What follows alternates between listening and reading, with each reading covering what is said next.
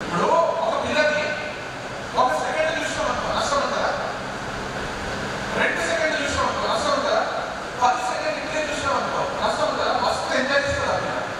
చూసి చూడనట్టు చూస్తుంటే మామూలుగా ఎంజాయ్ చేయాలి. ఆ పిల్ల చూసేంత వరకు చూస్తే కూడా ఎంజాయ్ చేస్తారు. ఆ పిల్ల చూసినాక కూడా ఇక్కడే చూస్తున్నాం అనుకో, ఆ పిల్ల ఎక్కడికి పోతుందో అక్కడ ఇట్లా పోతున్నాం అనుకో, అప్పుడు భయపడుతుంది, అసహించుకుంటుంది, కంప్లైంట్ చేస్తుంది, పిచ్చి పిచ్చి అయిపోతుంది, ఆ పిల్లకు ప్యానిక్ అయిపోతుంది, లేదా రిటర్న్ ఇచ్చేస్తుంది. అంటే చూసి చూడనట్టు చేయడం, అవతల ఇబ్బంది లేకుండా చేయడం, 1-2 సార్లు చేయడం వల్ల ఎవరికి ఏ ఇబ్బంది ఉండదు. అదే పని చేయడం వల్ల ఇబ్బంది స్టార్ట్ అయ్యింది. ఆ సిగరెట్ అయినా మందైనా ఆడవాళ్ళ పిల్లలు వంశీ చెప్పినట్టు గంటలు ఫోన్లలో మాట్లాడుకోవడమైనా అడిక్ట్ అవుతాం. అప్పుడు ప్రాబ్లం. నేనేమంటున్నా, ఫస్ట్ అడిక్ట్ కావాలనేటువంటి మైండ్ సెట్ పెంచుకోండి. నేను ఏం చేసినా అడిక్ట్ కాదు, అది నా కంట్రోల్ అన్నంత మైండ్ని ఎక్సర్సైజ్ చేయండి, మైండ్ని అంత స్ట్రాంగ్ చేసుకోండి. అప్పుడు ఏ పనులు నీ కంట్రోల్ ఉంటుంది. బండి 120 నడుపుతున్నావు అంటే నీకు ఎప్పుడు ఎక్కడ ఎట్లాంటి రోడ్ల ఏ సందర్భంలో నడపాలో తెలిసి ఉంటుంది. అప్పుడు నడుపు. ఫ్రెండ్స్ అంతా చేసుకొని పార్టీ తీసుకుంటుంటే నీకు ఎంత తాగాలి, తాగి ఎంత వాగాలి, ఎవరికి ఫోన్ చేయాలి, ఆ రోజుకి ఆ సెలబ్రేషన్ ఎంత ఎంజాయ్ చేయాలనే జ్ఞానం పెరుగుతుంది. అప్పుడు చెయ్యి. పప్పు పోవడం తప్పని కూడా చెప్పాను. పప్పులో ఇట్లాంటి వైపు ఉంటుంది తెలుసా? పప్పులలో పోవాలి, 100% పోవాలి. ఎప్పుడు పోవాలి? ఎప్పుడైతే ఆ పప్పు నేను ఇక్కడ ఊపిలాగే నిన్ను గుచ్చుకుంటున్న పడేయకు, ఆ పప్పుతో నువ్వు ఆటోమేటిక్ వస్తుంది, అప్పుడు పోవాలి. ఇప్పుడు పోతే అది నీతో ఆడుకుంటుంది. సిగరెట్ నువ్వు కాల్చుతా కాదు, సిగరెట్ నీకు కాల్చుతుంది. డ్రగ్స్ లో గుంజుతుంది. ఎందుకంటే ఏం చూసినా ఎక్సైట్ అయ్యేది, ఏం చూసినా అట్రాక్ట్ అయ్యేది, ప్రతిదీ గొప్పగా అనిపిస్తుంటుంది, ప్రతిదీ అమేజింగ్ అనిపిస్తుంటుంది. తెలియకుండానే మన కంట్రోల్ మన చేయలేకపోతుంది. నేనేమంటున్నా, make your self so strong consciously. అది మన న్యాచురల్గా జరిగేది. డెలివరీగా పట్టి సాధించాల్సిందే. జిమ్కి పోతానే బాడీ రాదు, బరువు లేపుకొస్తాడు. ఇట్లుండాలనుకుంటానే ఉండలేము, ఇట్లుండాలని కంటిన్యూస్ అనుకుంటూ వస్తాడు. కన్సిస్టెన్సీ ఇంపార్టెంట్ అంట. నా లైఫ్ ఎట్లుండాలి అనేది ఫస్ట్ ఫిక్స్గా. నేనేమంటున్నా, ఇంజనీరింగ్ జాయిన్ అయిన రోజు ఇంజనీరింగ్ పట్టాన్ని చేతిలో పెడతారా, సర్టిఫికేట్ పెడతారా, ఎన్ని ఇంటర్నల్స్, ఎన్ని ఎక్స్టర్నల్స్, ఎన్ని ఇయర్స్, ఎన్ని సెమిస్టర్స్, ఎంతమందితో ఎంత ప్రాపర్గా క్లియర్ చేయాలి, ఎన్ని ఎగ్జామ్స్ రాయాలి, అటెండెన్స్ మెయింటైన్ చేయాలి. అట్లా చూసుకుంటే 4 ఏళ్ళ తర్వాత, అంటే 1400 రోజుల తర్వాత నీకు ఒక సర్టిఫికేట్ వస్తుంది. అది ఎప్పుడు నువ్వు కరెక్ట్గా 1400 రోజులు కాలేజ్ పోయి వస్తుంటే, అందరితో మంచిగా ఉంటుంటే, ఏ తప్పు చేయకుంటే, ఏ పోలీస్ కేసు లేకుంటే, నువ్వు ఏ పిల్లని అటాక్ చేయకుంటే, ఏ పిల్లని నిన్ను మోసం చేయకుంటే, నువ్వు డిప్రెషన్లోకి పోకుంటే, ఇవన్నీ జరిగినాక నీకు సర్టిఫికేట్ వస్తుంది. అంటే నువ్వు efforts so that you are getting that certificate. ఈ రోజు ఇంటర్మీడియట్ సెకండ్ ఇయర్లో ఫస్ట్ ఇయర్లో వచ్చినారంటే ఒక్క రోజు ఈ రోజు మీ డాడీ వచ్చి ఇక్కడ జాయిన్ చేస్తారు. ఇక్కడ లేరు, మీ డాడీ మిమ్మల్ని ఎల్కేజీలో జాయిన్ చేసిండు, అది పాస్ అయ్యి యూకేజీకి వచ్చిండు.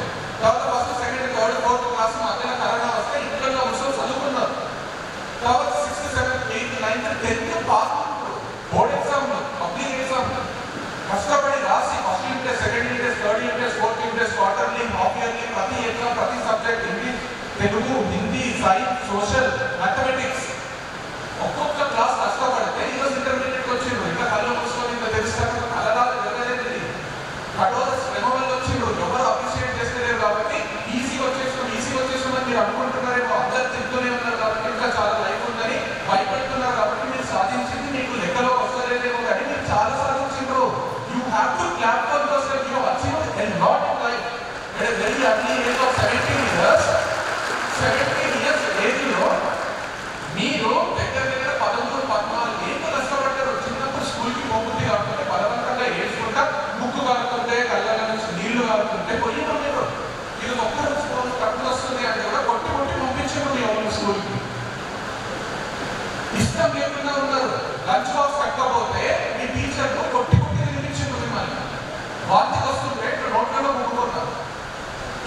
కాస్త కూడా స్టేజ్కి వచ్చింది. కొంచెం పెద్దలైతే నిక్కర్లు వేసుకోవడానికి సిగ్గు అయిపోతే అదే నిక్కర్లు వేసుకొని స్కూల్లో పోయింది. సాక్స్లో గవర్నమెంట్ మీరు వేసుకున్నారో లేదో తెలియదు, మేమైతే మస్తు సార్లు వేసుకున్నాం. సాటర్డే స్కూల్ బట్టలకి తెల్ల బట్టలకి ఊరికైతే ఉజాల నుంచి బ్లూ కలర్ నుంచి మా అమ్మ బ్లూ బట్టలు ఇట్లనే అయితే కూడా డ్రెస్ వేసుకొని. సో నేను ఏమంటున్నా, ఏదైనా కష్టపడితే వస్తారు. ఈ రోజు నుంచి ఏం ఆలోచించండి అంటే, మీరు ఎవరైనా నచ్చి ప్రపోజ్ చేస్తే నీకు మేము అందరూ తెలుస్తున్నావు అనగండి, 100% అనగండి. నీ ఏజ్ ఏంటి, నీ బతికేంటి, నువ్వు నాకు ప్రపోజ్ చేస్తావని తిరగండి. లేదా అతని మీద నీకు విపరీతమైన ఇష్టం ఉంటే పోయి గట్టి హక్ చేసుకొని ముద్దులు పెట్టుకొని నువ్వే నా జీవితం, ఈ రోజు నుంచి మనం లవ్ చేసుకుందాం, ఒక 2 ఏళ్ళ అయితే పెళ్లి చేసుకుందాం కమిట్ కాకండి. చెప్తాను కదా, 13 years తెలివి వచ్చింది నీకు, 3-4 years అయిపోయింది తెలివి వచ్చి. You are very mature human beings. మెచ్యూర్గా బిహేవ్ చేయండి. ఎవరైనా నచ్చింది నువ్వు మంచిగా ఉన్నప్పుడు నాకు నచ్చుతామంటే పొగిడినట్టు మిమ్మల్ని అప్రిషియేట్ చేసినట్టు అంతే ఉండాలి. సమాధానం చేయండి. ఓకే థ్యాంక్ యూ చెప్పండి. Let us see after 5 years అనండి, 5 years రెండుగా ఉంటామనండి. ఏమైంది? ఎవరికి ఎప్పుడు ఎట్లా మారుతున్న జీవితం తెలియదు. ఈ రోజు కంటే పోతా 16-17 years 25 ఏం చేస్తారు? ఏమి ఎప్పుడు జరగాలి అప్పుడు చెప్తే బాగుంటుంది. 25కి వచ్చిన ఆప్షన్స్ ఏం చేస్తారు? 25 years కలెక్టర్ అవుతాడేమో, ఇంకొక కలెక్టర్ వచ్చి ప్రపోజ్ చేస్తాడేమో. ఇద్దరు కలెక్టర్ల మైండ్ సెట్ కలిస్తే మామూలు ఉండదు. ఒక పెద్ద బిజినెస్ మ్యాన్ అవుతాడేమో, నువ్వు పెద్ద పెద్ద కార్యాలయం తిరుగుతావేమో, హీరో అవుతావేమో, పొలిటీషియన్ అవుతావేమో. ఒక బిజినెస్ ఐడియా వచ్చి ఇట్లా చేసి 23 years నువ్వు ఫోర్బ్స్ 30లను బిజినెస్ మ్యాగజైన్లను నీ ఫోటో పడతారేమో. ఇప్పుడే ఎవరికొకరికి కమిటీ లైఫ్ అంతా ఏం చేసుకుంటావా? వాళ్ళతో ఉండలేక, ఒక్కొక్కరిని యాక్సెప్ట్ చేయలేక, నీకు నచ్చక, నీ ఐక్యూ నీ ఐక్యూ మ్యాచ్ కాక, అప్పుడు నేనే ప్రపోజ్ చేసిన క్యూట్లా వాళ్ళతో జీవితాంతం బతికి చచ్చిపోతావా? ఎట్లాంటి ఆప్షన్స్ ఉన్నాయండి, ఎట్లాంటి ఆప్షన్స్ ఉన్నాయండి మీకు. లైఫ్ లాంగ్ బతికే డిసిషన్ అది. మంచి మంచి ఆప్షన్స్ ఉన్నాయండి, తెలివి ఓపెన్. ఎట్లాంటి లైఫ్ ఉంటుంది? ఎందుకు కొందరికి పడుతున్నారు? బంధువులకి పోతారు కదా, వాళ్ళు తెచ్చి ప్లేట్ల లడ్డూలో స్వీట్లో కారాలో పెడతానే ఫుల్ ఆకలైతున్నా కొంచెంసేపు అవుతారు కదా. కొన్ని ఎటికెట్స్ అంటారు, కొన్ని నీతి నియమాలు లేదు. వాళ్ళు దేవుడు పెట్టినట్టు తినేది నీట్గా ఒకటి తిని ఇంకోటి తినమంటే వదిలే వెళ్ళి చాలు అంటే వాళ్ళు ఇంకొకసారి బలంతో పెట్టి తింటారు కదా. ఆకలి ఎంతనే ఆవులు తినరు కదా. మనం పందులమో కుక్కలమో లేకపోతే మేకలమో కాదు కదా, బర్రెల కాదు ఇట్లా నమ్ముతారు. నేనేమంటున్నా, ఆకలి అయితే ఎట్లా, ఆకలి అయితే తినేకు కంట్రోల్ చేసుకో. కొంచెం కొంచెం తిన, ఇంకొంచెం పెద్దగా అయిపో. అప్పుడు ఏది తినాలి ఏది తినదో తెలుస్తుంది, ఎట్లా తినాలో కూడా తెలుస్తుంది. అప్పుడు నేను సీరియస్ చెప్తున్నా, అది దేనికన్నా అప్లై చేసుకోండి. ఎప్పుడైనా గుర్తుపెట్టుకో లైఫ్లో, మీకు కూడా చెప్తున్నా గర్ల్స్కి, మీకు కూడా చెప్తున్నా బాయ్స్కి, ఎప్పుడైనా గుర్తుపెట్టుకోండి, ఏ పనైనా జాగ్రత్తగా గొప్ప చెప్పాలి. ఇంతవరకు ఎవరు కూడా చెప్పలేదు, నాకు తెలిసి ఏ వీడియోలో చెప్పలేదు చెప్పలే. నేను మీకు చెప్తున్నా, మీ నుంచి చాలా ఎక్స్పెక్ట్ చేసి చెప్తున్నా, మిమ్మల్ని చాలా నమ్మి చెప్తున్నా, చాలా ధైర్యం చేసి చెప్తున్నా, జాగ్రత్త. ఎప్పుడైనా కూడా లైఫ్లో మనం సొసైటీలో బతుకుతున్నాం,